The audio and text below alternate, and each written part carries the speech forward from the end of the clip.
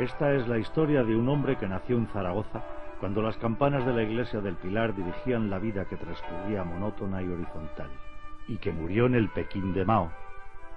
Juan Vicens fue estudiante en la Residencia de Estudiantes de Madrid, librero en el París surrealista, bibliotecario en España, comunista en México, por breve tiempo en Moscú, y en Pekín enviado por el partido instructor de locutores para las emisoras radiofónicas en lengua española. Un hombre que, como inspector de las bibliotecas de misiones pedagógicas y de las bibliotecas municipales creadas por la República, recorrió más de 100 pueblos y aldeas de toda España en pocos meses, y así pudo descubrir un mundo desconocido y maravilloso. Llegué a la biblioteca de Cortegana 1 hora después de abrirse. Todas las plazas estaban ocupadas y la gente continuaba afluyendo. Para llegar a Jubiles, en la cima de la Sierra de la Alpujarra, hay que caminar 4 horas. Un concejal maravillado me decía, y además se ha tomado la molestia de subir hasta aquí para ver si nos ha gustado la biblioteca que nos enviaron. Era una persona encantadora. Carmen Camaño, dirigente estudiantil, bibliotecaria, comunista, con altas responsabilidades durante la guerra. En los años 40 va a sufrir 7 años de prisión. Porque iba como bibliotecario, se pasaba, a lo mejor había pensado que en aquel pueblo acababa una mañana y había visto que podía dejar clasificada una escuela infantil, una biblioteca infantil, explicándole al maestro cómo era el lote de libros que llevaba y cómo había que atender a los niños de una cierta manera porque si no, no entendían, y se pasó una semana. La biblioteca de Castropol es verdaderamente extraordinaria, la más moderna de las bibliotecas populares.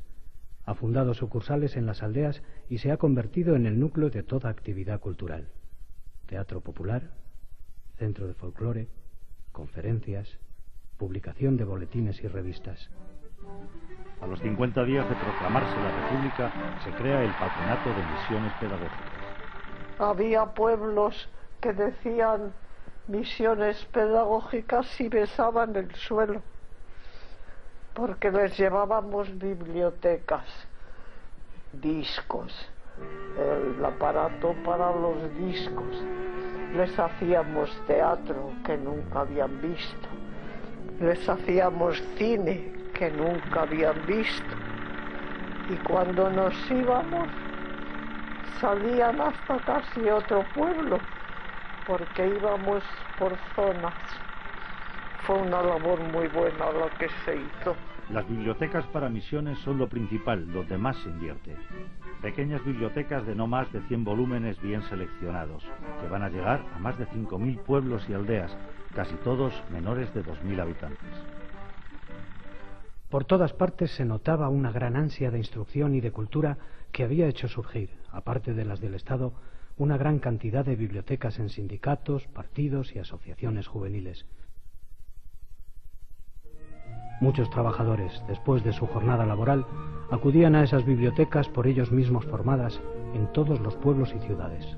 Nosotros estamos convencidos. Abel Paz, autodidacta, anarquista. Tras más de 10 años en las cárceles franquistas, se exilia en Francia. Escritor y propagador de los ideales anarquistas. De que si la gente no está preparada, nunca se podrá cambiar nada. Y por eso nuestro objetivo es que la gente aprenda. Y aprendiendo, aprenda a respetar a los demás. Y aprenda a vivir colectivamente. No separamos la cultura social de la vida social, no lo separamos. Y esto hace que en donde hay un anarquista, pues o aparece una biblioteca, o aparece un libro, o aparece un periódico. Se llama Valeria, escríbeme en España.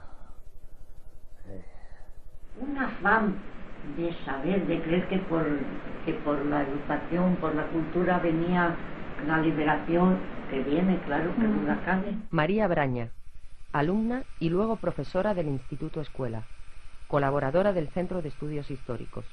Al finalizar la guerra se le castiga con la separación definitiva de la enseñanza oficial.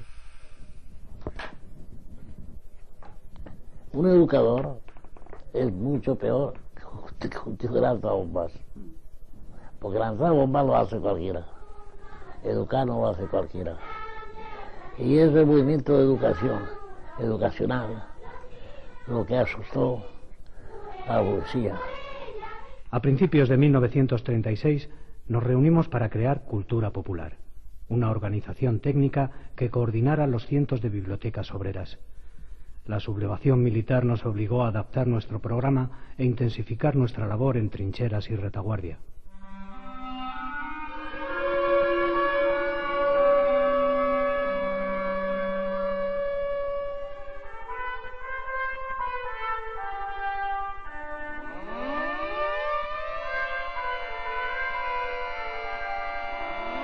Se inicia la guerra y los organismos bibliotecarios de la República deben actuar con rapidez.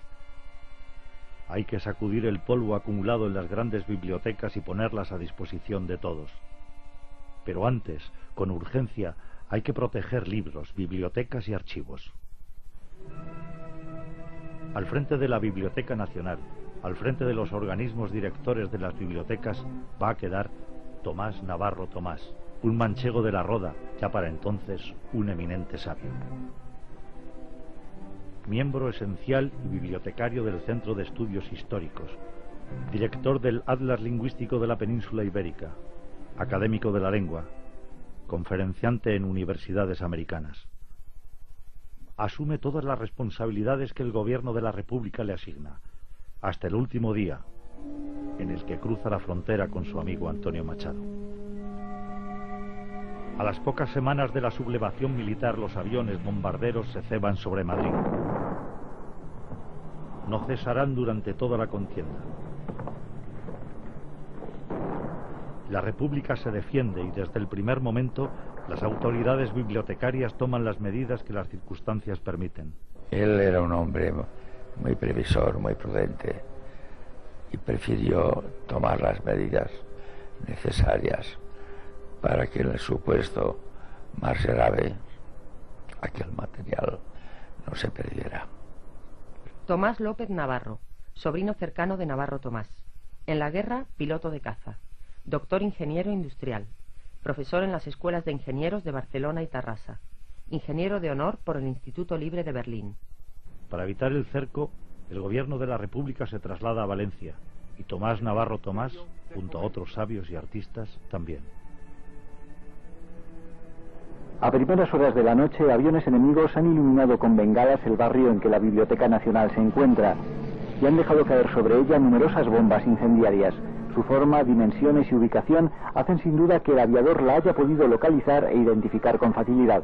Todas las bombas han caído en efecto sobre el palacio o en el jardín que lo rodea, dejando fuera de duda que han sido dirigidas contra la biblioteca como único y señalado objetivo. Una de las bombas ha caído en la sala llamada Teusot, donde en armarios metálicos, defendidos por una barricada de sacos de arena, se guardan incunables y obras raras de la biblioteca. Afortunadamente, la bomba ha chocado contra el muro de sacos y la arena caída por la brecha abierta ha tenido la virtud de interrumpir y ahogar la combustión del artefacto. El Museo del Prado y otros muchos museos y bibliotecas también son bombardeados. También el Palacio de Liria y su espléndida biblioteca. Situación que se extiende a otros lugares, como el Palacio del Infantado de Guadalajara, o donde se lucha edificio a edificio, piso a piso, como en la joven ciudad universitaria de Madrid.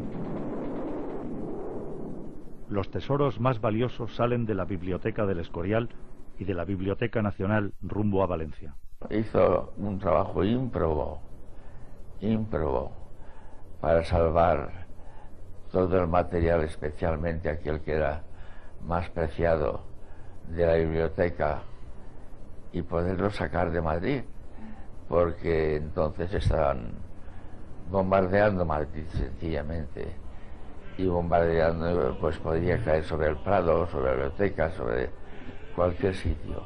Es en ese momento convulso cuando hay que hacer una labor pedagógica.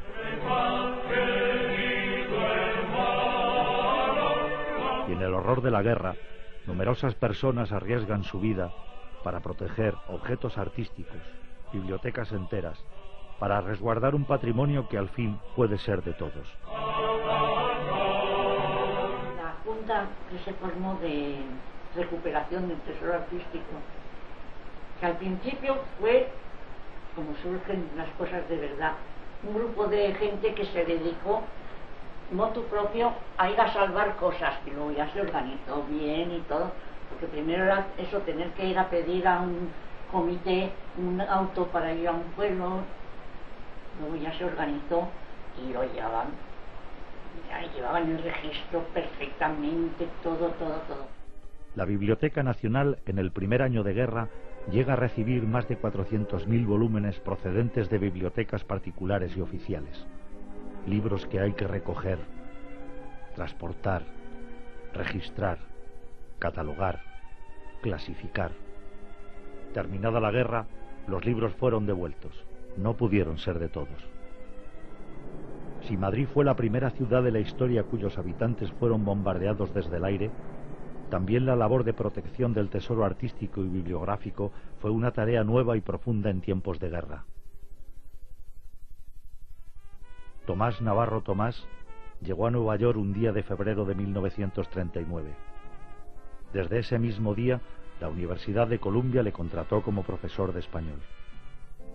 Dio clases durante 20 años, investigó y publicó, y nunca regresó a España.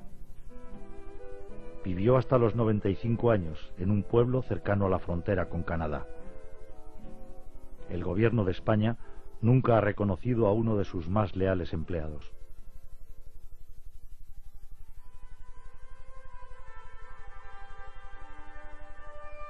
Nos borraron del mapa como si nunca hubiéramos existido. A veces yo misma me pregunto si existí de verdad, porque del trabajo que hice en aquellos años no quedó ni rastro. Pero sí, existí, y existió cultura popular. Parece increíble que en aquellos meses de lucha angustiosa y heroica pudiera cundir hasta ese punto una obra que parece específicamente de paz. Solo en el primer año de guerra creamos más de 1000 bibliotecas, de ellas 800 en los frentes y 100 en hospitales. En total, más de 130.000 libros distribuidos. A principios de 1936 nace Cultura Popular. La bibliotecaria Teresa Andrés es nombrada secretaria de la sección de bibliotecas. Ya en agosto empezamos a enviar bibliotecas a los frentes y a los hospitales, pero las condiciones de la guerra no permitían un buen trabajo y se perdían una y otra vez. Para la buena marcha de una biblioteca, es indispensable que haya una persona encargada de su funcionamiento, así que solo con la aparición de los comisarios y los milicianos de la cultura comenzaron a tener estabilidad. El comisariado en sí no se ocupaba solamente de la cosa política, sino de la cosa cultural. Francisco Mayoral, secretario de Propaganda de las Juventudes Socialistas Unificadas de Guadalajara. Desde 1938 estuvo en el frente de Madrid. Al terminar la guerra trabajó como delineante. Como nuestro ejército era un ejército de obreros y campesinos bastante poco preparados en todos los terrenos, van a impulsar también dentro del ejército, no se va a descuidar la cosa cultural. Los milicianos de cultura solían ser maestros o gente capacitada para enseñar. En sitios no batidos por el fuego, pues enseguida se levantaba un cobertizo con troncos y con ramas y tal. Había unos carpinteros allí, hacían unos mobiliario allí para hacer un aula. Y ya fue que muchos pudieron escribir la primera carta a su casa con lo que habían aprendido en el frente. Distribuíamos cada día más de 30.000 periódicos en las trincheras. No era fácil porque a veces nuestros coches debían pasar cerca de las líneas enemigas. Pero teníamos que atender la enorme sed de noticias de los soldados. Durante la guerra, la prensa se desarrolla de una manera extraordinaria. Los soldados en la vanguardia y los civiles en la retaguardia sienten la necesidad imperiosa de estar informados y los periódicos se vuelven indispensables. Los periodistas se mueven por las líneas de fuego. Las rotativas no paran y se hacen enormes esfuerzos para que el resultado llegue a manos de los lectores. La sección de bibliotecas de cultura popular centraliza esta tarea. Sus vehículos recorren las redacciones, recogen los periódicos y se encargan de su distribución. Al mismo tiempo, muchas compañías y batallones crean sus propios boletines. Que llegamos a crear un periódico en la brigada. Y surge una nueva forma de información en los frentes, el periódico mural, que se sitúa en lugares de paso para que todos puedan verlo. Hasta los niños hacían los suyos. En 1937, Cultura Popular organizó una exposición de periódicos murales. Hicimos un gran esfuerzo publicitario para divulgarla, porque nos parecía que todo el mundo debía conocer aquella muestra de creatividad realizada con medios tan escasos. La actividad de Cultura Popular fue muy variada. Hacía exposiciones infantiles, tenía una discoteca amplia y prestaba discos. Realizaba programas de radio, editaba revistas, viajaba por los pueblos como misiones pedagógicas para llevar cine, teatro, música, conferencias de escritores, artistas y oradores de los diferentes partidos. Pero la sección de bibliotecas fue la que adquirió mayor desarrollo. Quizá porque el ansia de aprender de las gentes se polariza tradicionalmente en los libros. Quizá porque el libro es la expresión cultural más corriente. O quizá, más bien, por la fuerza que supo imbuirle su secretaria, la bibliotecaria Teresa Andrés. No. El entusiasmo de los que trabajábamos en Cultura Popular era solo expresión de una demanda continua de la calle y de los frentes. Fue una corriente cultural nacida del impulso popular. Inútil decir que de aquello no quedó nada. Los trabajadores de la cultura éramos casi todos republicanos, porque en la República veíamos la sola posibilidad de una elevación cultural del país. La mayoría de nosotros partimos al destierro o fuimos separados de nuestra función. Teresa Andrés, número 1 de su promoción en el cuerpo facultativo de bibliotecas, tuvo que tomar el camino del exilio. Durante la guerra había perdido a su padre y a su hermano Dionisio, fusilados en la provincia de Palencia. Otro hermano, Mariano, había muerto en el frente del Ebro. Dejamos tantas cosas en el camino que aun en las alegrías siempre nos quedaba un pozo oscuro y frío bien dentro, donde nunca llegaba el sol. Se estableció en París, donde pasó muchas penalidades durante la ocupación nazi. En 1946, unos meses después de la liberación, murió de leucemia a los 39 años. Después nos enterró el olvido. Parecía que no hablaban de nosotros porque no les dejaban y era, simplemente, que nos habían olvidado.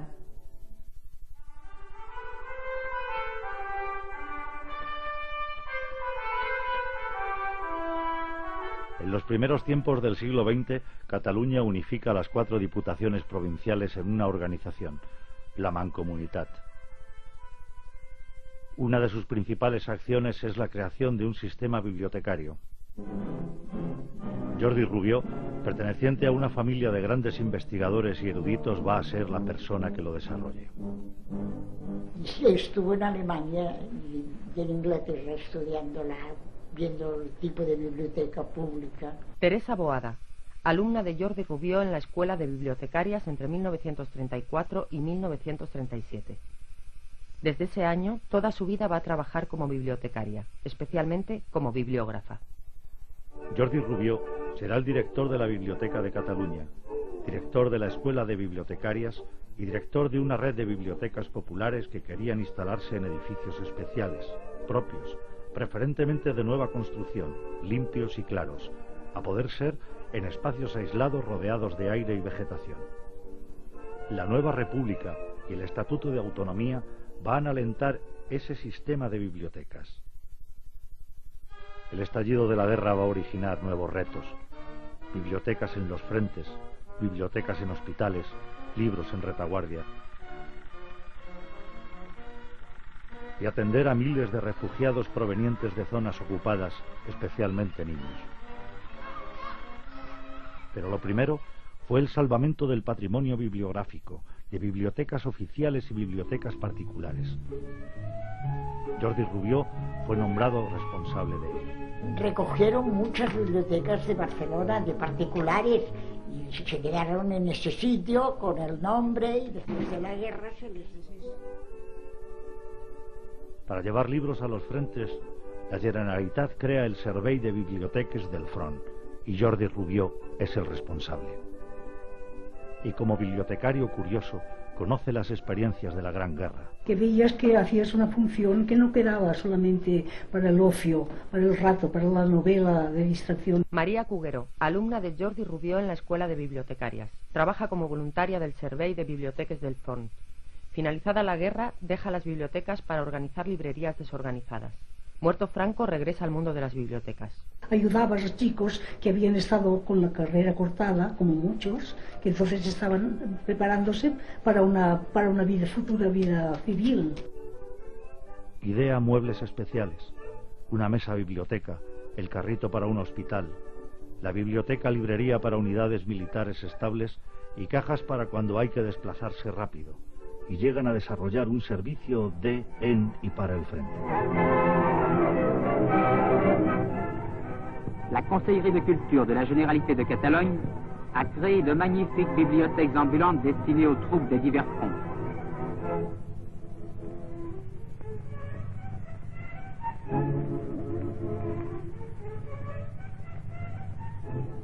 Le conseiller Sbert en effectue la remise et le président de la Généralité, Louis Compagne, prononce un discours marquant le début de cette grande œuvre de culture populaire. Ces bibliothèques, aménagées dans de splendides camions appartenant au commissariat de la propagande, porteront sur les divers fronts un très grand nombre de livres choisis, à la lecture desquels les combattants pourront employer utilement les courts instants de trêve que leur laisse. En el frente de Aragón instalan dos subcentrales, Alcañiz y Sariñena. El objetivo es llegar hasta la última trinchera.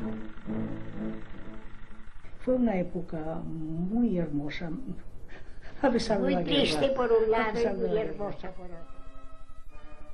Las dificultades surgen por todos los lados. Un nuevo bibliobús, mejor adaptado, no puede cubrir todas las necesidades. Falta papel y faltan libros. Y los bombardeos pueden ser devastadores. La biblioteca de la Universitat de Barcelona es una de las mejores. Las bombas van a destruir laboratorios, bibliotecas, instalaciones. La central del Servei queda destruida minutos después de que hayan salido sus bibliotecarias. Además, desde 1935 Jordi Rubió es el responsable del traslado de la Biblioteca de Cataluña a su nueva sede. Y el mérito es que el traslado se hizo durante la guerra. La noche anterior a la entrada de las tropas de Franco en Barcelona, Jordi Rubió la pasa en su biblioteca. En la biblioteca que desde hace 25 años, cuando él tenía 27, fue nombrado director. Fueron sus últimas horas como bibliotecario. Es que el hombre decía, yo no soy culpable de nada, es que es lógico, son estas cosas tan especiales, que claro, si no, él no estaba metido en política, él siempre era su cosa, enseñar, aprender, trabajar, escuchar, y este hombre, nada, le cortaron el pan. Destituido de todos sus cargos, se le prohíbe ejercer cualquier actividad en la administración. Este sabio ya no pudo acercarse a la universidad. Salvo una vez, cuando con 80 años regresó para tomar parte en la Asamblea Constituyente del Sindicato Democrático de Estudiantes. Y otra vez fue multado y castigado. Pero declaró que aprendió mucho de los jóvenes estudiantes.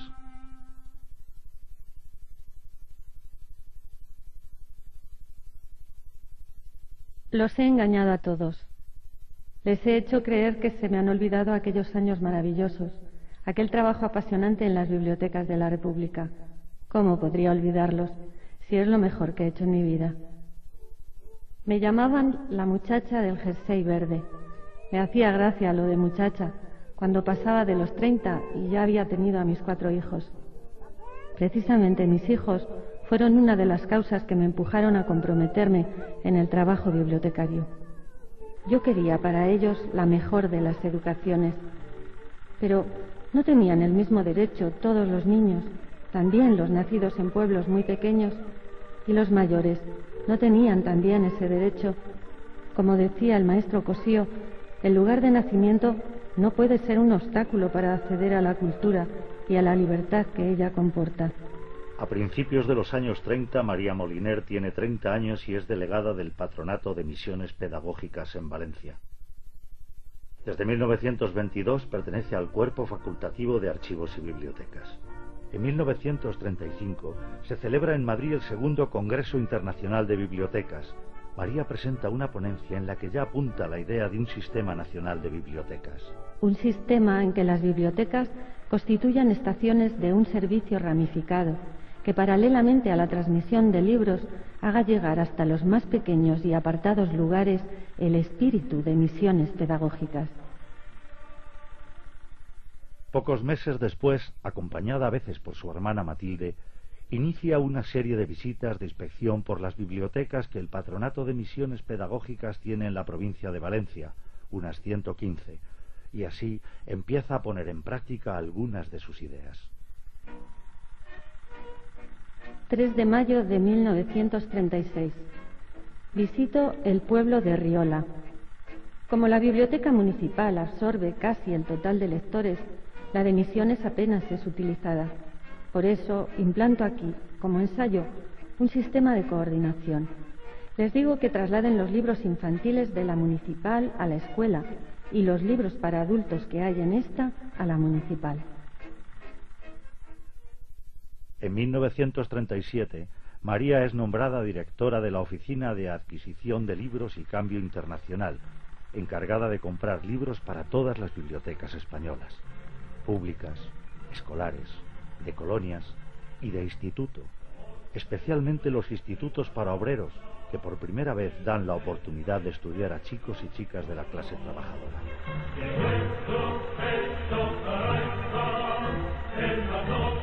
En un año de trabajo, la oficina gasta casi 7 millones de pesetas en la compra de 433.000 volúmenes.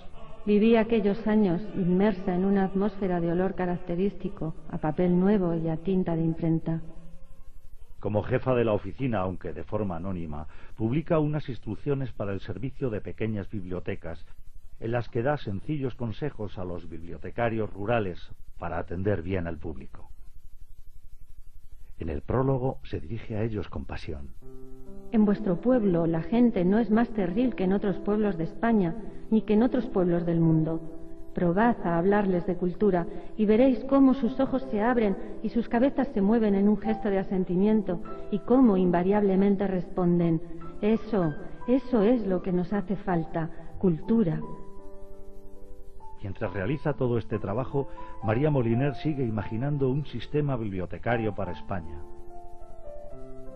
Sus ideas quedan plasmadas en un plan de organización general de bibliotecas del Estado que presenta en 1937 al Consejo Central de Archivos, Bibliotecas y Tesoro Artístico.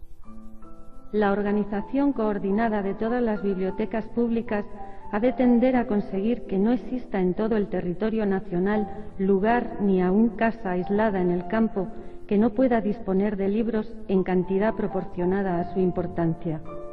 Naturalmente, sería absurdo pretender conseguir esto por la repetición de bibliotecas igualmente ricas en todos los lugares.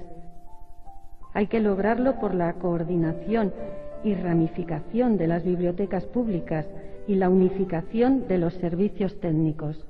Aunque no se publica de forma oficial hasta 1939, el plan se pone en práctica inmediatamente, implantándose los servicios según van siendo necesarios. Pero la guerra se pierde, y las bibliotecas españolas pierden para siempre a María Moliner. Y mi madre tenía eso, porque incluso me lo decía, los recuerdos hay que quemarlos. Sí, yo lo decía, pero no los quemé. Solo los guardé muy dentro, en el lugar de las cosas más queridas. Jamás he podido olvidar aquellos días en los que intentamos transformar nuestro pobre país con el arma más poderosa de todas, la cultura.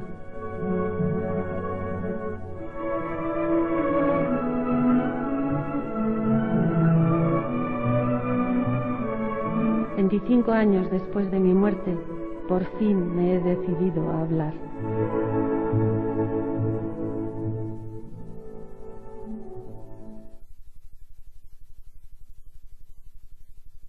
Tristes armas si no son las palabras. Tristes, tristes. Y tristes palabras las de los bibliotecarios que fueron silenciados. Se apagaron antes de ser escuchadas. La Biblioteca Popular Circulante de Castropol es principalmente una biblioteca de cultura general, aunque la importancia que tiene ya su sección de agricultura permita considerarla, bajo este aspecto, como una biblioteca profesional para los labradores. Creo que la humanidad doliente tiene en su dolor un lazo común más fuerte que los demás. Por eso, me parece que podrían fijarse una serie de normas de valor universal al crear las bibliotecas de hospital. Al adquirir los libros, conviene pensar que lograr un instante de alegría, de emoción, de entusiasmo, es más interesante a veces que adquirir una idea nueva, por muy fundamental que ésta sea. Lo que hacíamos era muy bueno porque la Federación Local de Sindicatos tenía una biblioteca en la que siempre, en mi pueblo, había 1000 obreros que leían. Y en todas las partes, en los sindicatos influidos por los anarquistas, la cultura está por encima de todo.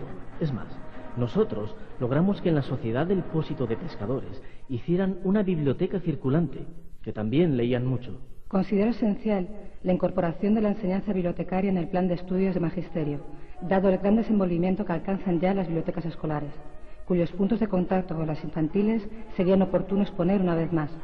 Los maestros, conscientes de su deber, han mostrado un interés constante, pidiendo por sí mismos ayuda a los bibliotecarios en cuanto se refiere a la catalogación, clasificación y manejo de sus bibliotecas escolares. En una guerra se concibe el bombardeo de objetivos militares, polvorines, concentraciones de tropas, depósitos de víveres, pero lo que es inconcebible, lo que no se ha realizado nunca en la historia, es el bombardeo sistemático y repetido de establecimientos culturales absolutamente desplazados del teatro de lucha y sin ningún contenido militar. Yo continúo trabajando en Orihuela, en el museo y en la biblioteca, con tesón y entusiasmo. Ambos establecimientos los he mejorado mucho estos últimos meses, con nuevas adquisiciones e instalaciones. La biblioteca está desconocida. Los 70.000 volúmenes con que la he acrecentado van quedando limpios de polilla y colocados convenientemente en las estanterías que se han instalado. El fichero era un caos que estoy poniendo en orden antes de proseguir la catalogación. Nuestro plan era visitar los pueblos, avisando antes a los alcaldes para facilitar la obra, hacer una memoria mensual de los trabajos y recoger las iniciativas de los miembros de la Junta sobre la riqueza artística desperdigada que pudiera existir. Visitamos los pueblos de Alovera, Budia y Muernando, y actualmente se encuentra en Pastrana el secretario general. En una de mis conferencias en la Universidad de Princeton, he tratado yo de los trabajos para la conservación del patrimonio cultural y artístico llevados a cabo por el comité nombrado especialmente por el gobierno, y de la labor en bibliotecas y archivos oficiales y particulares. Enhorabuena por esa labor. Pero la guerra estalló y me aprisionó. De este modo adquirí una experiencia viva y directa de los problemas militares, una experiencia que todos los libros de historia del mundo no me habrían dado. Y esto fue lo que hizo renovar mi concepción total de cierto número de problemas históricos. De las ciudades durante la guerra yo tenía pocas noticias. Juanito Vicens organizó las bibliotecas del soldado. Me llamó varias veces para que yo interviniera en eso, ya que soy del cuerpo de archiveros y bibliotecarios. Y yo le dije que no, y se quedaron muy escandalizados. Yo tenía mucho trabajo en el frente, y los soldados podrían pensar que yo me había rajado. La única propaganda que he realizado ha sido la que imponía a mi cargo. Propaganda a favor de la Biblioteca de Córdoba. Y la he llevado a cabo no con predicaciones, sino con hechos, transformándola de incómoda en confortable, de antihigiénica en saludable, de inabordable y hosca en abordable y de fácil acceso, de conglomerado informe de libros en ordenación moderna. De esta actuación me vanaglorio. He visto pisotear las cosas más sagradas, perseguir el mérito verdadero y entronizar la mediocridad y la ambición. Se dice con frase acertadísima que la ignorancia es la base del poder, y no solo en un lugar, sino en muchos lugares. Tuve yo hace muchos años que salir del mío por no poder sufrir tanta ignominia. A la profesión de bibliotecario, que no servía para citar en los grandes discursos, no concedían mucho interés nuestros dirigentes en Moscú, que habían centrado su atención en la universidad y en el Instituto de Ingenieros en Energía, y que citaban con admiración rural. A los que estudiábamos para bibliotecarios nos dejaban en paz. Era como si no existiéramos. Intentaron callarnos. Casi lo consiguen. Mas no pudieron evitar que con el tiempo las letras dispersas se juntaran de nuevo en sílabas y que hoy, pasados los años, muchos oídos quieran escucharlas.